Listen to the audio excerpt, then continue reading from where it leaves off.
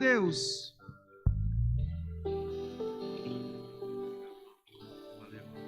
Graça e paz, irmãos. Podemos assentar, glória a Deus. Amém. Obrigado, pessoal. Valeu. Glória a Deus. Aleluia. Nós estamos numa manhã missionária, né? De consciência missionária. E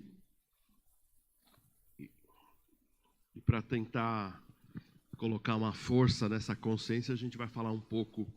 O dia de hoje, a gente vai falar hoje sobre a história de Elias, do profeta. O Maneco estava aqui na conferência dos jovens, aí no último dia ele falou um pouco sobre a transferência da unção, que foi de Elias para Eliseu, não é? Foi algo maravilhoso que a gente viu, mas eu queria inspirar você e lembrar que nós somos os Elias, né, dos dias de hoje, né, os Eliseus, por que não dizer assim? Os Davis, não é, do dia de hoje. Nós precisamos nos inspirar nesses homens e entender que Deus tem para nós algo muito mais forte do que tinha para eles. Eu acredito assim, mesmo porque quando a gente fala sobre profetizar, a gente fica imaginando, pastor, profetizar. Quando a gente profetiza, a gente precisa ser inspirado, não é isso? Antigamente esses homens não eram profetas. Elias não era um grande profeta? Sim. Ele foi um homem poderoso e ele tinha algo maravilhoso e ele era de fato inspirado por Deus. A gente sabe que antigamente o Espírito se manifestava nesses homens, sacerdotes, profetas, reis, vinha sobre eles e os inspirava para que eles pudessem ser capacitados para fazer aquilo que o Senhor os tinha chamado para fazer. Mas quando a gente fala em profetas, a gente fica imaginando, o profeta ele precisa de uma inspiração. O profeta ele precisa receber algo para poder falar, não é assim? E a gente imagina, quando a gente estuda os dons espirituais, os dons de profecia e assim por diante, a gente imagina, bem, eu preciso ter algo que Deus fale comigo para eu falar, eu não posso falar somente do meu coração.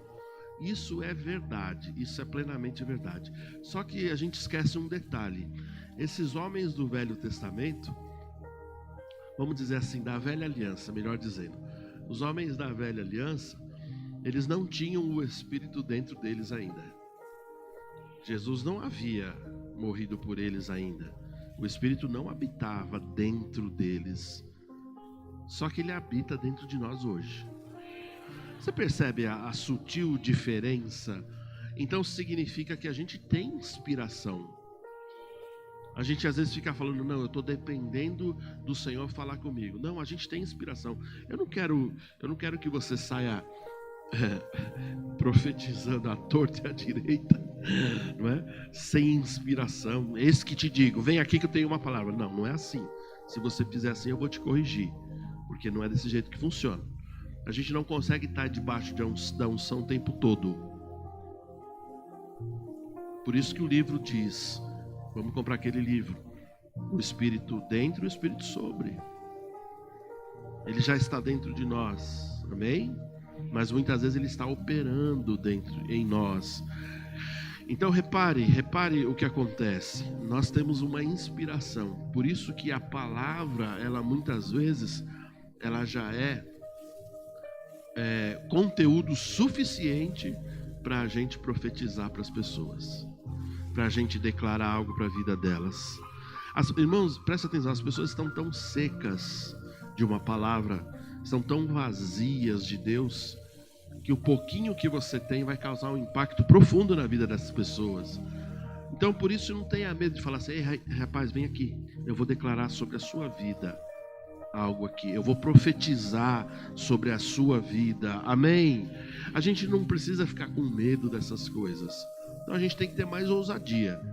Eu fico pensando, esse Elias, a gente vai passar um pouquinho sobre a história dele aqui, não tinha o Espírito dentro, mas era ousado demais, uma ousadia que não é com você, mas me deixou com vergonha, tá bom? Então você viu aí, eu coloquei uma introdução aí, eu acredito que você tenha lido já. Dá para ler aí? Dá para ver? já deu aí, eu não preciso ficar lendo com você. Eu deixei aí, se você quiser ver. Mas é muito interessante que ele realmente marcou uma geração. Por quê? Porque quando a gente estuda o que estava acontecendo, era aquela velha questão que assolava Israel, né? Eles buscavam sempre outros deuses, frieza espiritual, buscando outros deuses. É nesse contexto que Deus sempre levanta homens e mulheres de Deus para falar assim: ei, eu vim te lembrar, você é povo de Deus. Ei, igreja, eu vim lembrar você é do Senhor. Amém. Ei, pessoal, nós viemos aqui lembrar vocês, nós somos do Senhor. Amém. Então a gente não pode se esfriar, independente da situação aí, tá certo? Mostra a outra imagem aí, meninos, a próxima imagem. Isso. Olha o que acontece. Vamos mostrar umas nuances aqui da vida de Elias. Esse senhor aí ousado, ele chega para o rei Acabe, né? Tá lá a história dele está em 1 Reis, 2 Reis também, mas nesse capítulo 17, o que acontece? Olha que interessante. Ele confronta o rei Acabe, né? E ele anuncia uma seca em Israel como julgamento pela idolatria.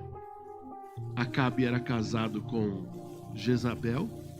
Então você vai ver que eles implantaram em Israel, à noite eu vou falar, havia 2 reinos, o reino do sul e o reino do norte. Eles implantaram no reino do norte o que é uma idolatria. Então Elias foi levantado para falar assim: ei, eu vim aqui para falar que nós somos povo de Deus, a gente não pode ficar idolatrando outros deuses. Mas o que acontece é uma palavra muito interessante que está acontecendo hoje. Quem tem entendedores entenderão. A palavra da vez hoje é obstinação. Não vou falar mais nada. Porque conhece pessoas obstinadas? Obstinada é um grau elevado à enésima potência de pessoas teimosas. Tá bom? Tá vendo o que está acontecendo, mas não dá o braço a torcer, não volta atrás nas suas decisões. É o que está acontecendo. Esses são tempos de... Os escritores, né, antigamente diziam assim: Deus endureceu o coração deles. Mas é interessante, Deus não, no entendimento que nós temos, né, Deus não vai endurecer o coração. Eu vou endurecer o teu coração para você não me entender. Deus não vai fazer isso. A gente entende pela palavra que a pessoa endurece o coração dela. Ela tem uma oportunidade. O profeta chega para falar assim: rei Acabe. Ele diz assim: acabe com essa palhaçada. Não é isso? Acabe com essa palhaçada, né? Para de adorar outros deuses. Se você não parar, o que vai acontecer? Uma seca sobre o reino de Israel. O que vai acontecer? E ele é tão ousado ao ponto de dizer assim, ó: não haverá. Olha a frase que a gente coloca ali no final. É a frase de Elias, ele diz isso. Ele diz assim: não haverá chuva nem orvalho nos próximos anos, a não ser por minha palavra. Em alguns momentos da nossa vida, acredite, Deus vai nos dar uma ousadia ao ponto de a gente decretar coisas. Chegou o tempo de você entender que muitas vezes Deus vai te levar para um hospital e falar assim: ei, levanta daí porque aí não é o seu lugar. Não, mas o médico tem que trazer os exames. Ei, ele vai trazer o exame e vai estar tudo certo. Levanta porque aí não é o seu lugar.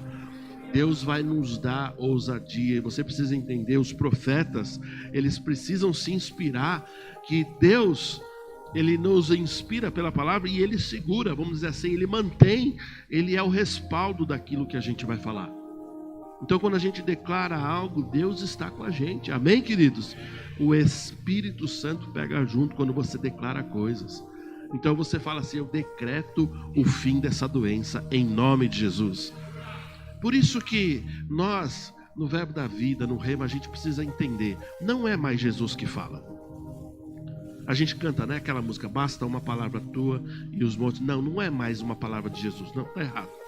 É nós que falamos. Eu é que falo hoje. Desculpa, a gente está na internet, aí eu fico meio chateado às vezes, não sei se vai dar problema. Se vocês quiserem, não sobe o vídeo, tá tudo bem.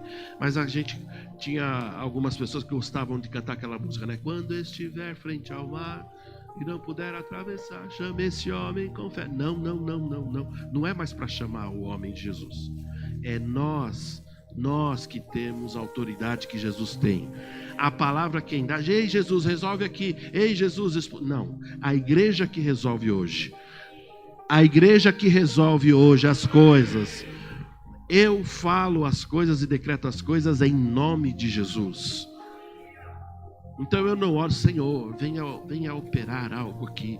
Senhor, faça alguma coisa no corpo. Não, eu vou no hospital e falo, eu declaro, eu decreto, eu profetizo em nome de Jesus.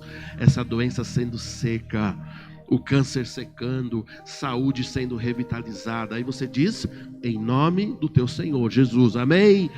A igreja precisa entender isso. A gente não chama mais Jesus para fazer as coisas. Então, o profeta, olha só, mesmo não tendo o Espírito, ele faz uma declaração ousada, pastor Roberto. Ele fala assim, ó, não vai chover, nem orvalho vai chegar, a não ser que eu fale. Que coisa louca. Que coisa louca. Para quem não entende, fala, nossa, que soberba dele, tinha que perguntar se Deus assinava embaixo. Ele estava cheio de Deus, cheio da presença de Deus. Ele sabia que Deus pensava desse jeito, amém, gente? Aí o Acabe ficou coçando a barba, como vocês estão vendo ali, e não acabou com essa patifaria, não é? Próxima imagem. Olha que interessante. Logo em seguida, o que acontece?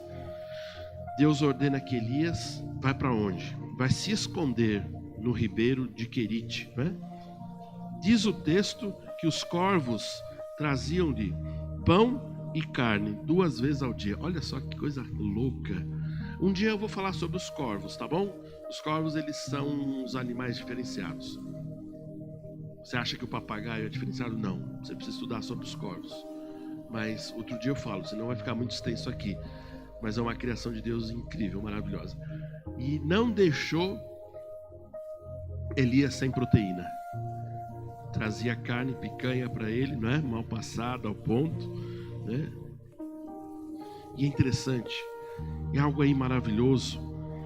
Por que Deus o manda para o ribeiro de Querite? Porque ele fez uma declaração lá, falou assim, ó, seca sobre a terra. Isso vai despertar o que? Raiva no rei, não é? Você vai ver que em vários trechos, tanto de 1º e 2º Reis, o rei fica, não só Acabe, mas Acasias também, não é? O culpa das coisas, ó, você é culpado das coisas que está acontecendo aqui. Você já viu que essa geração também é a geração de culpar outros? Vou falar de novo, você já reparou que essa geração, estou falando no Brasil, é a geração de culpar outros que não são culpados? Sim? É uma coisa interessante, não é? A pessoa não assume. É uma síndrome de Adão horrível. A pessoa fala, não, o problema foi a mulher que você me deu. Não fui eu que pequei, foi a mulher. Ela que me levou para pecar. As pessoas não têm coragem de assumir os seus erros. Falar assim, eu errei. Então eles gostam de falar, foi o outro. Foi o outro, o problema é o outro. O problema é o pastor. O problema é a esposa. O problema é o filho. Não, o problema é o meu patrão.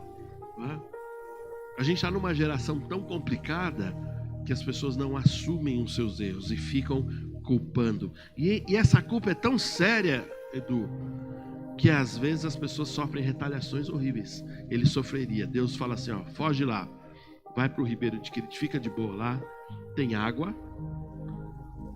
porque tinha água da chuva, tinha seca no reino, mas ali tinha água da chuva ainda. E os corvos vão levar o quê? Carne para você. Isso me fala. Olha que coisa boa. Um chá chegou aqui, eu nem vi. Coisa linda, né? De hortelã. Maravilhoso. E quentinho. Quem quer um golinho? Dá pra pegar. Não, comigo é a palavra real. Venha. Não, vocês estão brincando. Não, comigo é sério. Acabe com essas coisas. O que acontece? Esse texto me fala muito da proteção que Deus dá aos seus profetas. Todas as vezes que você se envolver numa obra, Ele vai te proteger. A gente ficava um tempo atrás na igreja brasileira, o pessoal tinha medo, sabe do quê? Simone, da retaliação. Não sei se você lembra, falava muito, não é? Eu lembro de um pastor que eu conheci, um pastor poderoso em uma autoridade espiritual, em expulsar demônios. Era uma coisa impressionante. Mas uma vez a gente foi comer numa churrascaria, ele falou: irmão, cuidado com as retaliações. O diabo vem para te retalhar. Então a gente fica até esperto se a gente não vai perder algum familiar. Eu falava: meu Deus do céu, eu vou trabalhar. Eu penso que em alguns lugares as ameaças são grandes, alguns países pode ser que você viva isso, mas o diabo fazer isso, eu ficava imaginando, o diabo está debaixo dos nossos pés. Então Deus te dá, todas as vezes que você se envolver na obra dele, Ele vai te proteger, mas Ele vai te prover também. Ali está proteção, está provisão, não vai faltar nada para você, amém? E Ele te dá o propósito para a sua vida. Você já se sentiu no centro da vontade de Deus? Fala assim: eu estou fazendo para esse tempo, estou fazendo exatamente o que Deus quer para a minha vida. Que coisa boa essa sensação. Você fala assim: meu Deus, é exatamente o que Deus queria que eu fizesse. Que coisa gloriosa, amém, meus irmãos? Então Deus sempre vai te prover. Põe a próxima imagem aí. Olha que interessante. Depois ele manda Elias para onde? Após o ribeiro secar, o que acontece? Não é? Elias vai para Sarepta, não é? Onde uma viúva o sustenta através do milagre da multiplicação da farinha e do azeite. É interessante, porque ele chega e ele fala, nas primeiras conversas, ele fala assim: ó, faz um bolo para mim, né? Com a farinha e o azeite que você tem aí. Ela diz assim: olha, não tem para nós três aqui. Se eu fizer para você, meu filho e eu não comemos. Falou: não, pode fazer, faz para mim, que Deus é maior, Deus vai sustentar. É interessante que quando Deus o manda para Sarepta, ele tinha uma expectativa de que encontraria, olha que interessante, uma mulher abastada, uma mulher rica. Você vai ver lá nos textos, mas a expectativa muda rapidamente, porque ele vê que é uma mulher que não tinha quase nada. Presta atenção. Se Deus sempre ficar dando aquilo que os nossos olhos querem ver, a nossa fé trabalha pouco. Amém? Você entende o que eu digo? Quando Deus te colocar numa situação, você fala: Senhor, que situação difícil. Situação difícil é um ambiente propenso para milagres. É o ambiente onde pode acontecer a multiplicação. É o ambiente onde Deus pode fazer algo diferente. É um ambiente onde Deus pode mudar a história daquela pessoa e da sua. Olha que coisa boa. Olha que coisa boa. O profeta, inspirado, falou assim: olha, filha, fica tranquila, não vai faltar. Enquanto houver a seca, né? O contexto aqui é a seca do reino de Israel. Enquanto houver a seca, não vai faltar. Não vai faltar farinha, não vai faltar azeite, não vai faltar comida para você. E você pode ler lá, você vai ver que tem umas nuances do milagre em si e assim por diante. Eu vejo que Deus sempre vai fazer conosco o que, irmãos? Leiam lá as 5 palavras para mim, podem ler.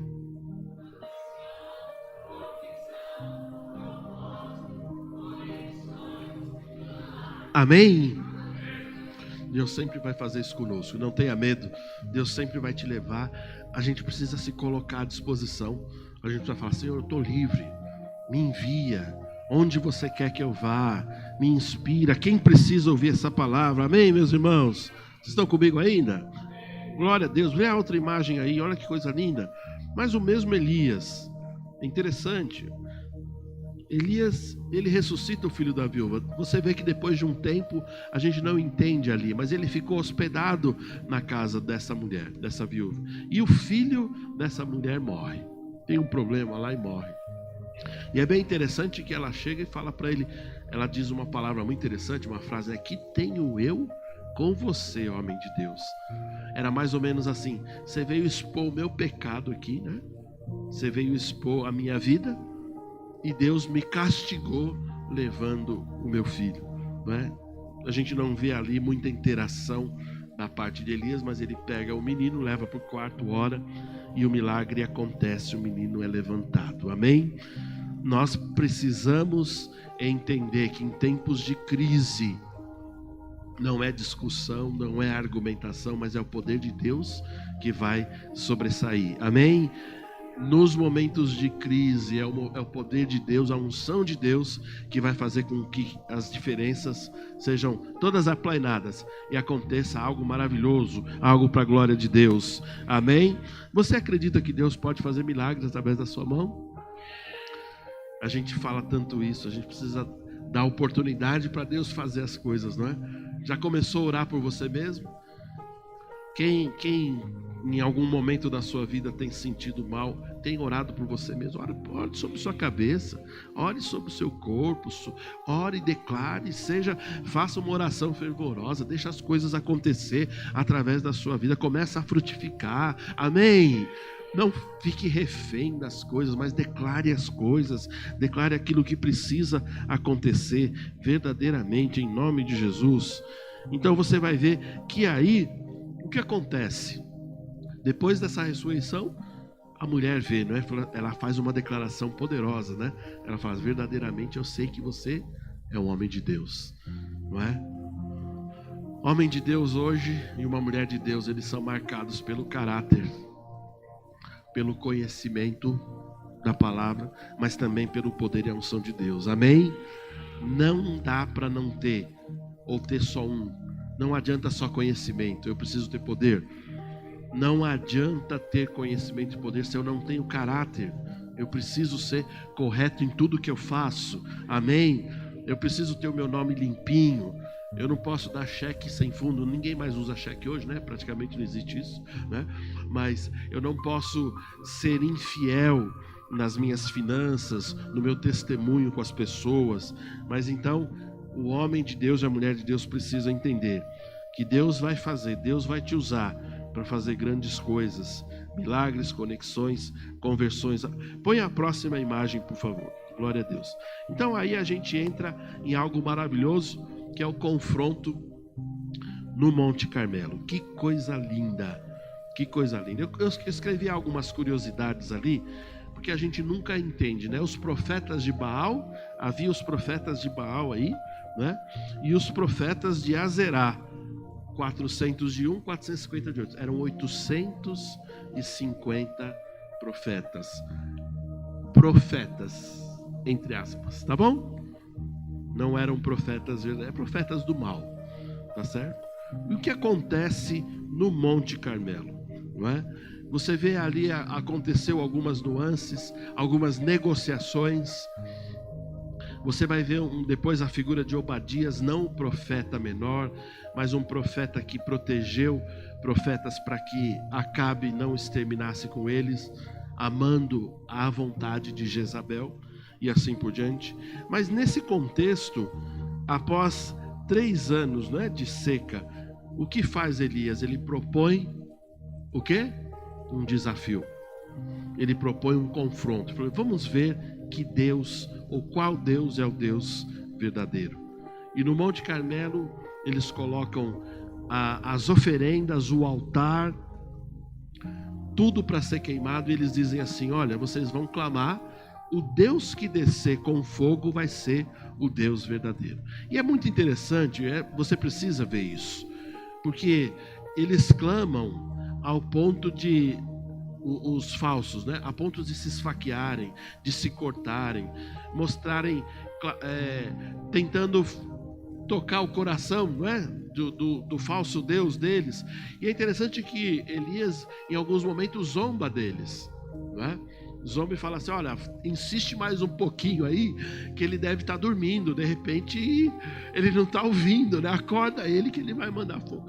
E diz o texto, olha só, eles clamaram de manhã até a tarde, nada aconteceu, nada aconteceu. Eu creio que a gente vai chegar em momentos, irmãos, de uma unção verdadeira, uma unção muito forte sobre a terra, sinais para o incrédulo, sinais poderosos para o incrédulo, amém? Nos últimos dias Deus vai levantar homens e mulheres, profetas, profetisas, cheios do poder, e eu não posso deixar de acreditar, e eu creio firmemente, Deus vai fazer sinais, sinais, prodígios, maravilhas. Olha que interessante a confiança do profeta, não é? Ele fala assim: vocês cansaram? Chegou, terminou. Ninguém aguentava mais. Quando que aconteceu? O que aconteceu depois? Ele fala assim: então tá bom, agora é a minha vez. Coloca as coisas lá, faz tudo que vocês têm que fazer. O fogo, eu vou clamar, o fogo vai descer. Só que ele faz algo, né, que é a cereja do bolo, né? Ele fala assim: joga água na oferenda 3 vezes. Como assim jogar água? É justamente falar assim: então vai ter que ser um fogo muito afogueado para queimar tudo isso aí, não é? Irmãos, eu lembro que uma vez a gente estava num acampamento. E eu lembro que eu tinha um amigo que trabalhou comigo num banco famoso. Eu não vou falar o banco aqui para vocês. O primeiro emprego da minha vida, sou grato, né? Mas e ele trabalhou comigo nesse banco, primeiro emprego da minha vida. E eu fiz uma amizade com ele. Ele era um cristão verdadeiro. E eu convidei, a gente foi lá pro esse acampamento de uma igreja. E eu lembro que num momento lá a gente fez um culto da fogueira, essas coisas, né? E no final a gente fez a encenação justamente de Elias, né? Que coisa louca, né? A gente fez uma fogueira, olha só, uma fogueira alta assim, armamos com muita madeira, coisas assim. Enfincamos algo muito forte no chão e puxamos um arame até uma árvore que estava próxima ali. E puxamos, gente, isso vai dar certo. Que loucura, né? Eu acho que quando a gente é mais jovem, a gente é mais profeta, né? Porque a gente tem mais coragem das coisas, né? Não sei o que acontece, mas aí a gente combinou o seguinte: a gente pôs um ganchinho e fez um chumaço assim de estopa com gasolina. O negócio era perigoso, né? E o moço da árvore ia fazer isso, ele ia jogar e aquele negócio ia cair, né? E a gente fez toda aquela encenação. Foi muito legal. E eu fui escolhido para ser Elias. E na época eu não tinha muito conhecimento e eu clamava para Jesus. Elias não podia clamar para Jesus. Entendeu? Vocês são inteligentes comigo. Por isso que eu falo, tem que pegar logo a piadinha de inteligente assim. Não tinha Jesus, né? Fala, Jesus, não, era Deus. Elias não conhecia, mas eu fui chamado para ser Elias e os profetas de Baal lá. Foi muito legal. Mas aí depois eu comecei a clamar, né? Falei, faz aí o que você precisa fazer. Aí eles ensinaram e tal. Aí eu comecei a clamar como se fosse Elias, né?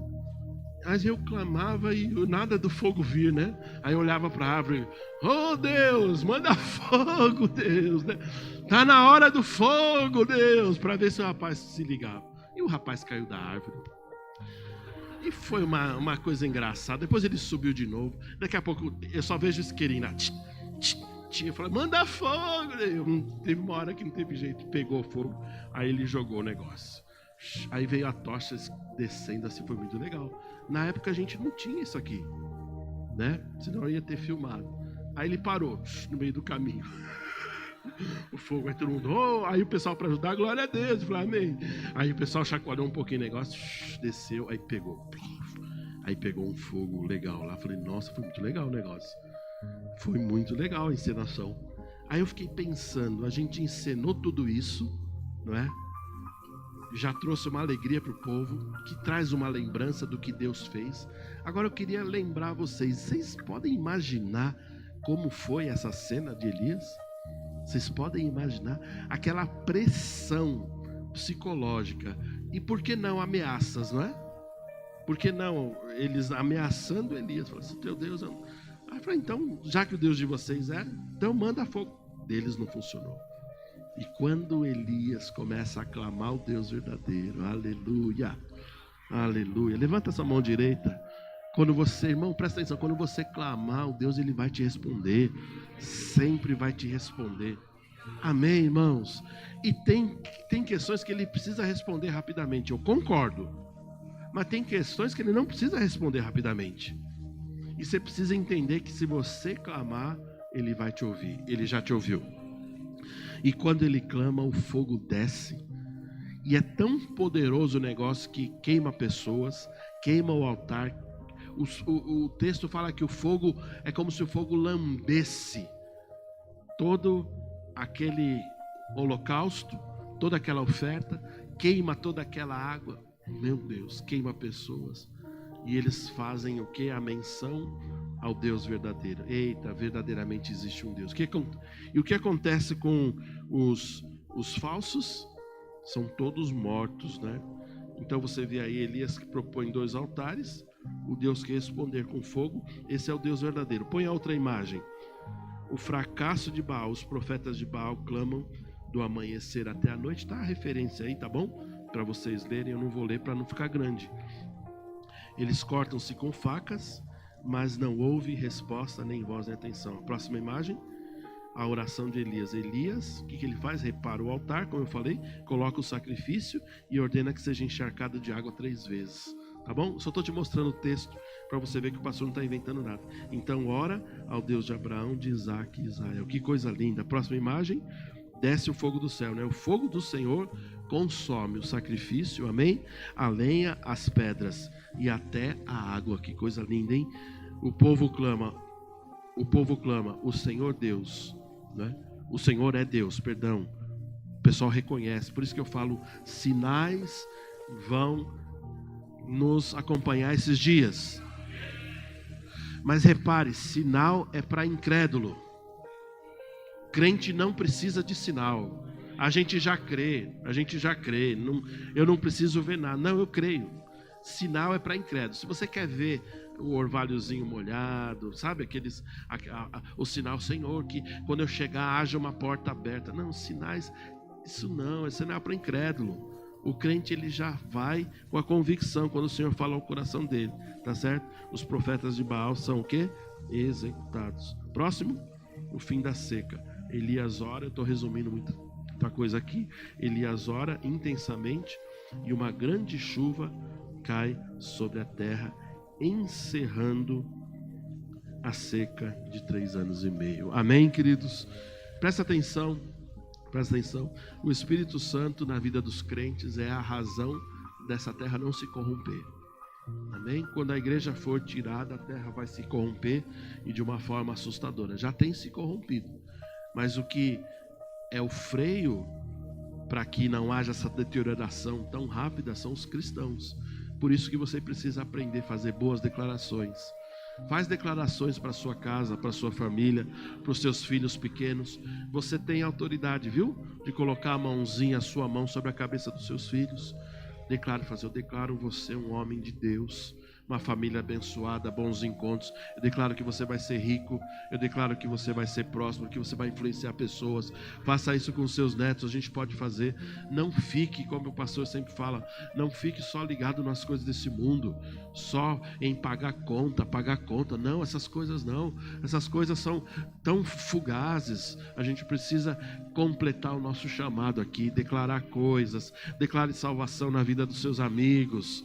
Declare salvação na vida da sua parentela. Fala coisas ousadas. Começa a decretar final de doença. Fala assim, eu decreto câncer, você cessando, secando. Declara a vida, começa a chamar. A gente precisa ter coragem e acreditar nessas coisas em nome de Jesus, amém? Agora, quando ele fala o fim da seca, ele ora. Eu quero parar aí só um minutinho para você ver. Quando ele declara o fim da seca, olha que coisa tremenda.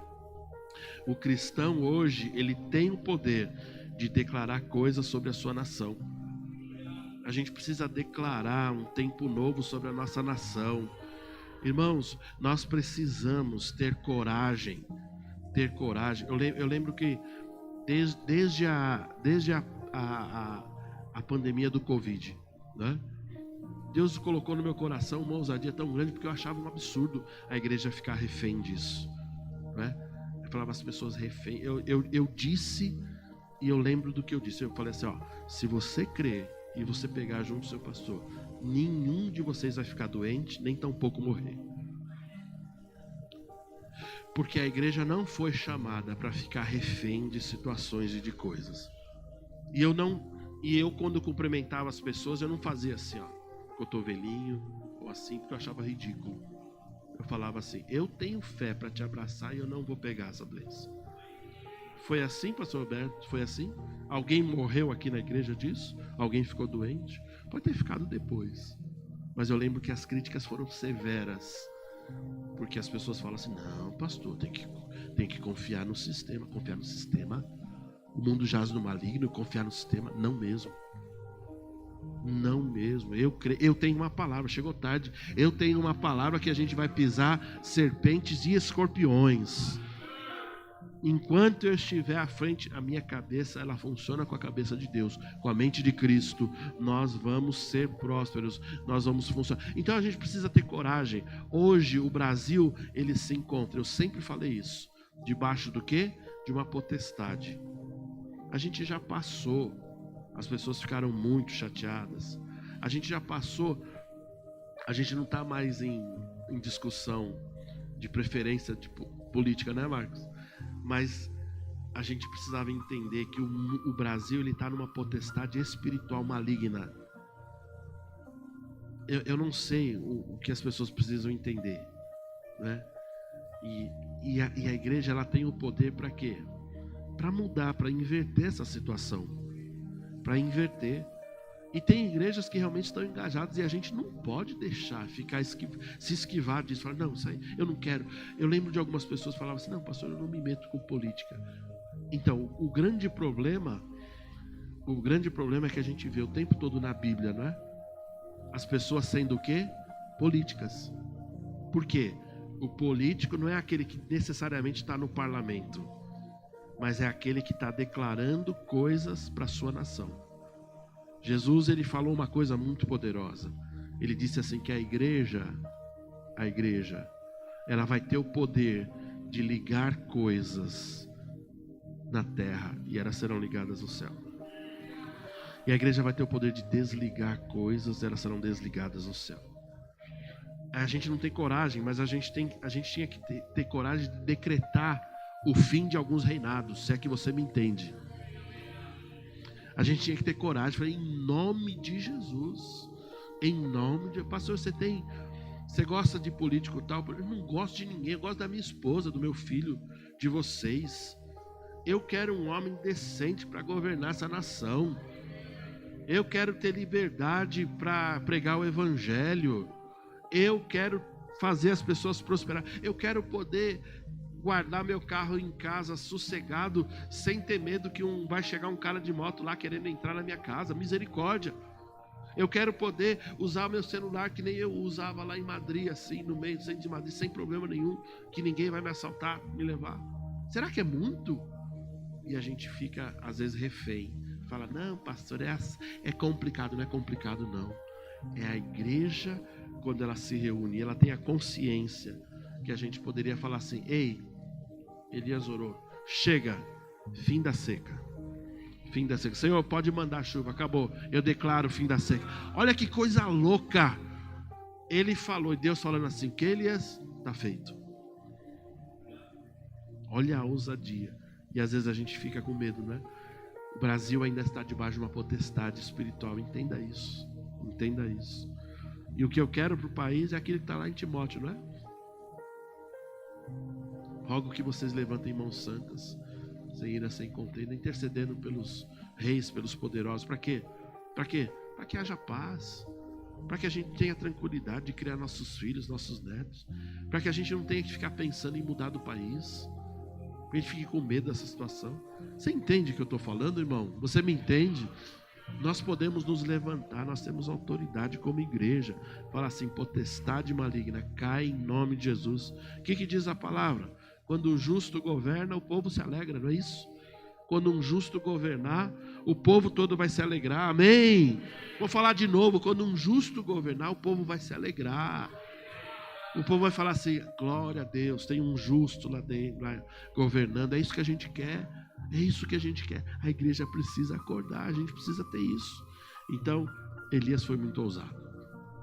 Ele decretou e acabou. Você lembra de Josué? Não vamos falar de Josué hoje. Mas Josué orou e a terra parou? A terra parou? O sol parou, não é? Então, peraí. Quem se move é o sol, não a terra. Vou parar por aqui que alguns irmãos, alguns irmãos pegam, fica chateado comigo, fica chateado. Eu falei, eu não escrevi a Bíblia. Eu já vi pregador, não aguento. Eu já vi pregador falando assim, não, sabe o que é, pastor? É que na época da Bíblia eles não tinham muito conhecimento, não sabia que a Terra gira a 1666 quilômetros por hora. E ainda me falou. Aí eu falei, sério que é esse número? Eu sabia que era esse número. Olha o que diz o heliocentrismo, 1666 quilômetros, segundo os heliocentristas. Diz que a Terra está girando a 1666. Até o número é para homenagear a besta. Não é? Mas o relato bíblico diz o quê? Que é o sol, né? Aí o que aconteceu? Josué orou para que o sol não viesse. Parou. Ficou noite. Quando ele falou, não, terminou. Aí Deus falou, pode terminar? Pode. É assim que faz. Deus vai sempre fazer assim. Amém, queridos? Preciso terminar. Glória a Deus. Próxima imagem. Estou terminando aqui por hoje. Só para você ver aqui o que acontece. Muitas referências de Elias. Elias era um homem como eu e você. Ele está falando homem não no masculino, na humanidade.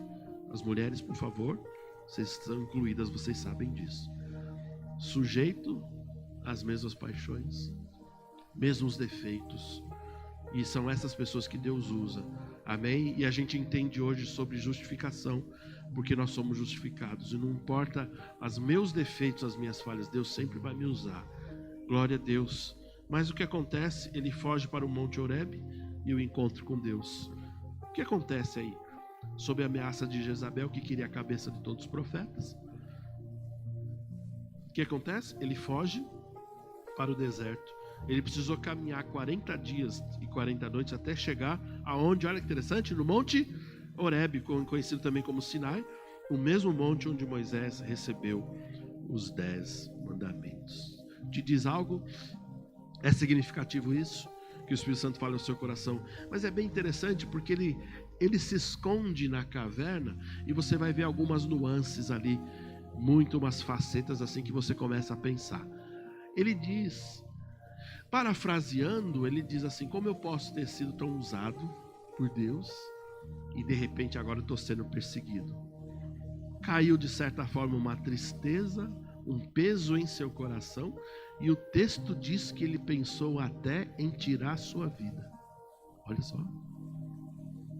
É muito interessante a gente pensar isso. Mas é muito interessante como Deus sempre nos dá a resposta que a gente precisa e não aquela que a gente quer ouvir. Deus sempre vai te dar a resposta que você precisa e não a que vai acalentar o seu ego. Deus não vai ficar, não. Ele sempre vai falar aquilo que você precisa ouvir. Ele fala mais ou menos assim, ó. O que você está fazendo aí? O que você está fazendo aí? E não era um lugar, entenda. Não era um lugar, o monte, a caverna, o monte. Era o estado que ele estava. Entende? A gente se coloca em alguns estados. Deus não nos chamou a gente para ficar naquela situação, mas a gente se vê lá, às vezes magoado, triste, e a gente começa a perguntar, Deus, eu faço tanto por você, eu sofro tanto, eu oro tanto pelas pessoas, e só traição. Eu intercedo, faço visita, e as pessoas me traem. Imagina se um pastor, né, ficasse questionando a Deus, né? O pastor enlouquecia. Mas olha que interessante. Aí Deus simplesmente olha pra gente e ele fala assim, é verdade, não tá fácil. Vida de pastor não é fácil.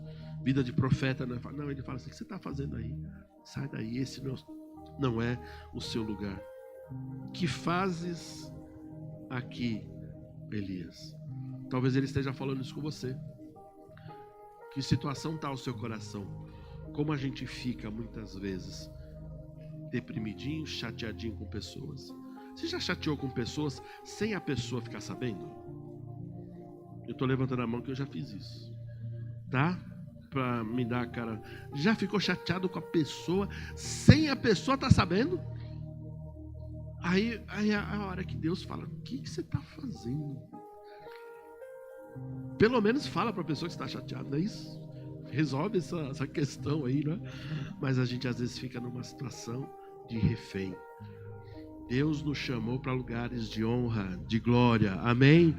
A Bíblia diz que Ele te tirou de um poço, de um lamaçal fedido e te colocou, firmou seus pés sobre uma rocha firme, amém?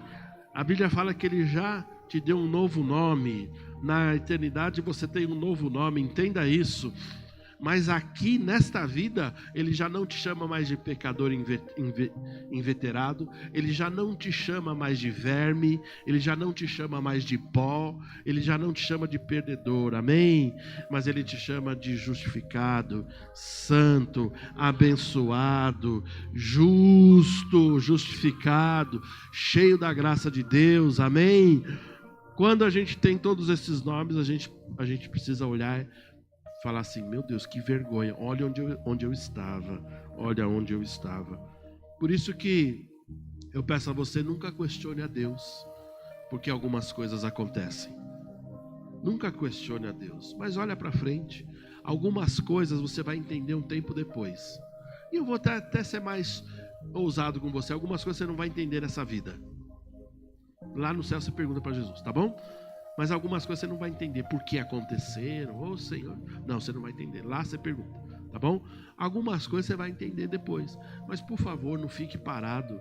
Olhe para frente, olhando para o alvo. Lembra aquele texto que nós lemos semana passada que eu citei? Paulo, ele fala olhando para o alvo da soberana vocação. Ele estava falando do céu, do lugar que ele ia habitar. Amém, meus irmãos? Está comigo?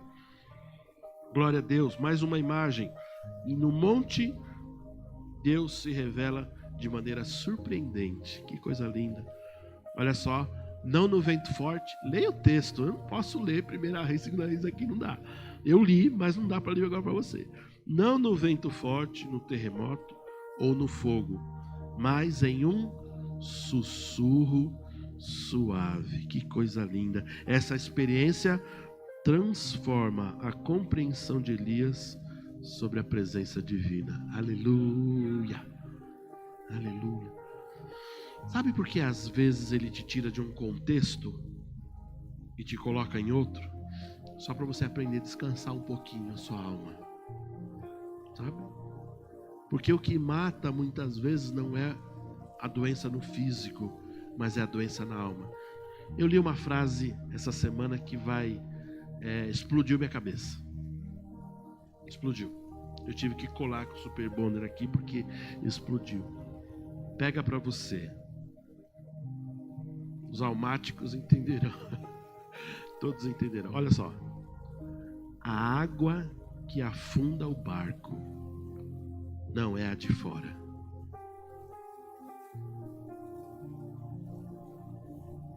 Isso. Vai digerindo aí. Vai digerindo. Precisa falar mais alguma coisa? Entenderam? Quem não entendeu? Quem entendeu? E quem não sabe da existência da sua vida aqui ainda? Que não levanta a mão, não sabe nem se está aqui hoje. A água que afunda o barco não é a de fora. Reticências. Entendeu? Por isso que a gente não pode fazer tantos questionamentos. Aquilo que a gente não entende, a gente fala, Senhor, está tudo bem, o Senhor está comigo, o Senhor está me enchendo a tua graça. Aquele irmão não me cumprimentou, está tudo bem, ele deve estar com algum problema, de repente ele está com um problema financeiro, ele é tão legal, mas de repente ele ficou estranho, eu não vou julgá-lo, vou dar um abraço nele, está tudo bem, está tudo em paz. Ei, Senhor, não tem problema, as coisas não andaram do jeito que eu queria, mas que coisa boa, o Senhor está fazendo grandes coisas, o Senhor já deu certo tantas coisas, eu estou contando as bênçãos, tudo vai dar certo, as coisas vão se encaixando, amém, amém, amém. Eu preciso entender que às vezes a gente quer tudo dar certinho, algumas coisas a gente vai precisar trabalhar, mas o mais importante nisso tudo não é, olha só, não é a história de Elias, o mais importante não foi todo o poder que ele teve, que Deus deu para ele, mas ele conhecer Deus de perto, amém? É como ele ouvir Deus falando com ele no sussurro suave. Ei, filho, tá tranquilo. Ei, tá tranquilo. Tô cuidando de você, tá em paz. Fique em paz. Mas estão querendo minha cabeça, Senhor. Fique em paz. Fique em paz. Mas falaram mal de mim. Fique em paz. Mas eu perdi tudo. Fique em paz. O seu tudo sou eu, ele diz a você. Amém? Deus renova a missão de Elias, ordenando-lhe que unja Azael, rei da Síria, a Jeú como rei de Israel e a Eliseu como seu sucessor profético. Que coisa linda. Só uma observação, quando você lê a continuação da história, tem 2 Reis também, quando essa questão de ungir Azael e Jeú foi completado por Eliseu, né? Só para você saber, a história mostra que quem fez isso foi Eliseu. Mas essa terceira parte, ele fez mesmo, ungir o quê? Eliseu como seu sucessor profético. À noite eu vou falar por que Eliseu quis uma porção dobrada. Não era para ter mais poder. A gente já pensa, né?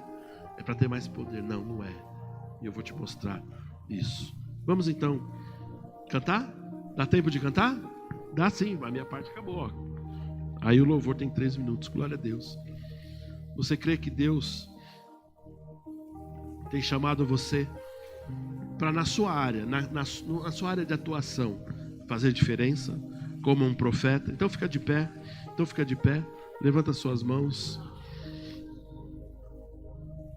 Glória a Deus. Vamos cantar Dias de Elias, ou Mateus? Podemos? Dias de Elias, que coisa boa. Glória a Deus. Que a gente se inspire na história de Elias, que você entenda que você é um profeta de Deus. Amém, meus irmãos? Você é um profeta. Não, deixa aqui, eu vou tomar ainda. É um profeta de Deus, você tem poder para declarar, mudar coisas.